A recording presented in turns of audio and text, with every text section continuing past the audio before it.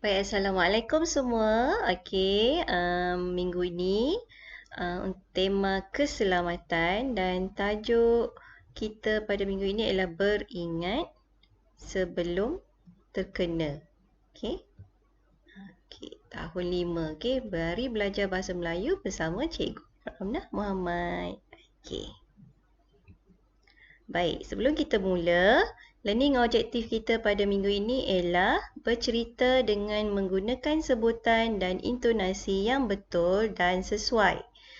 Dan kita ada 3 successful kriteria iaitu yang pertama, menceritakan tentang keselamatan menaiki lift berdasarkan bahan rancangan. Yang kedua, menyenaraikan langkah keselamatan ketika menaiki lift. Dan yang ketiga ialah menulis dan melengkapkan frasa yang diberi dalam bentuk perenggan.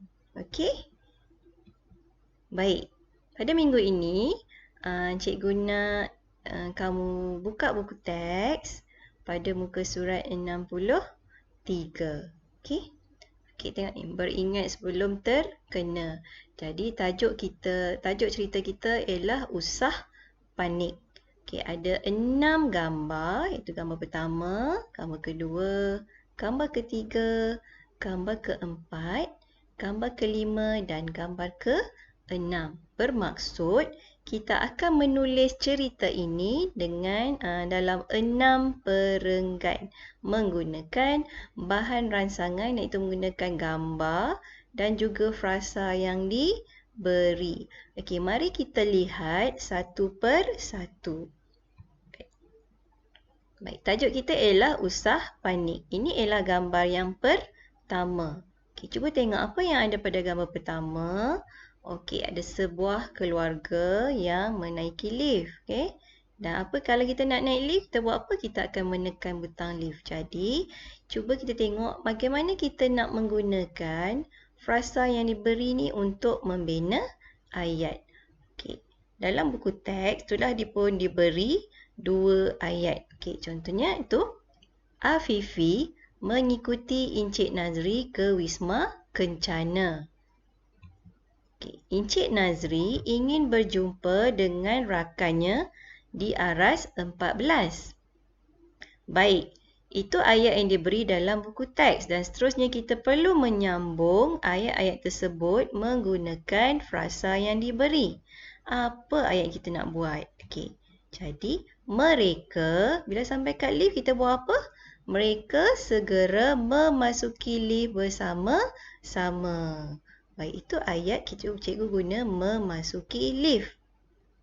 Ayat ini pula bagaimana? Okey.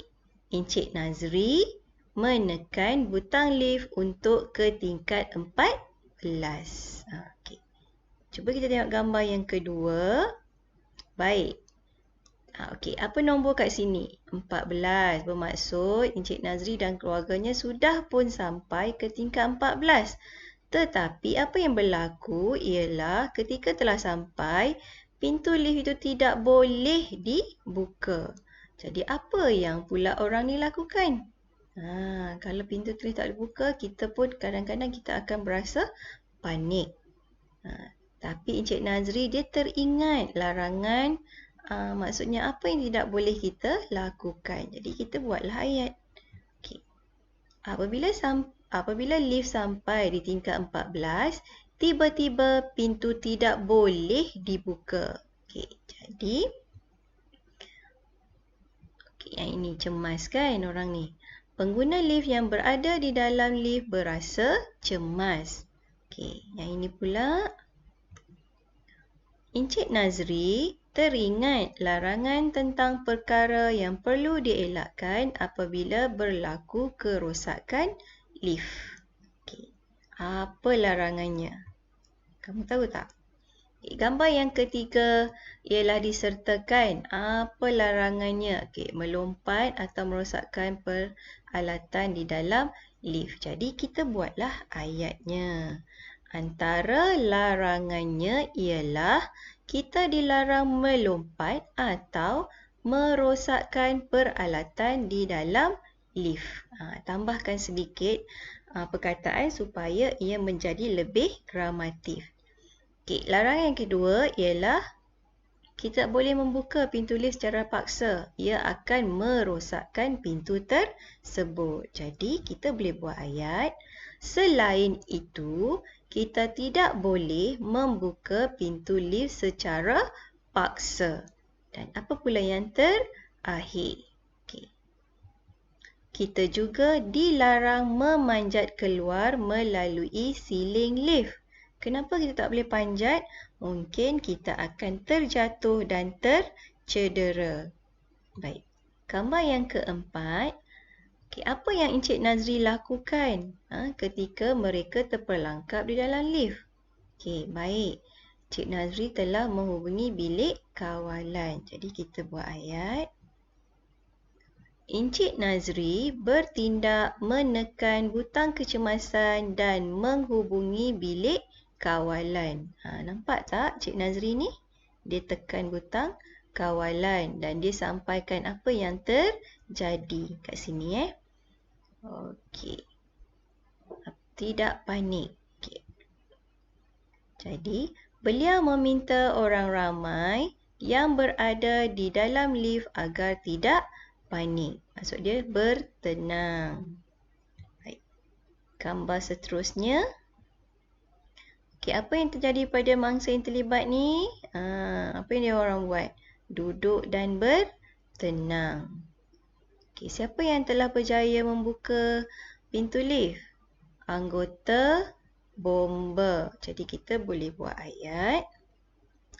Sementara menunggu bantuan keselamatan tiba, mereka duduk dan bertenang. Okey, setelah beberapa minit, pintu lift berjaya dibuka oleh anggota bomba. Okey, gambar yang terakhir. Jadi apa jadi kepada orang ini? Semuanya telah pun selamat.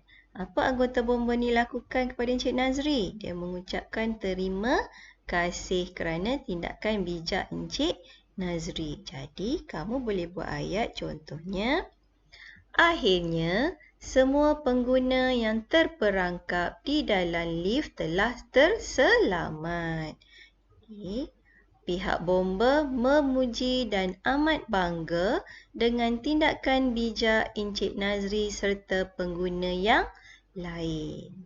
Jadi itulah cerita kita tentang keselamatan menaiki lift. Kamu ada pengalaman menaiki lift? Pernah terperangkap?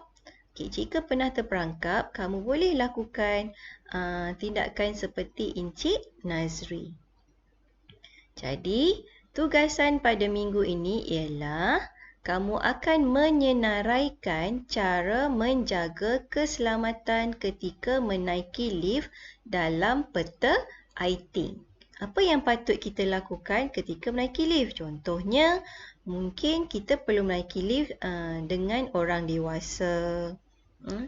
Berhati-hati. Boleh. Gunakan pengalaman kamu untuk menyenaraikan cara menjaga keselamatan menaiki lift. Okay.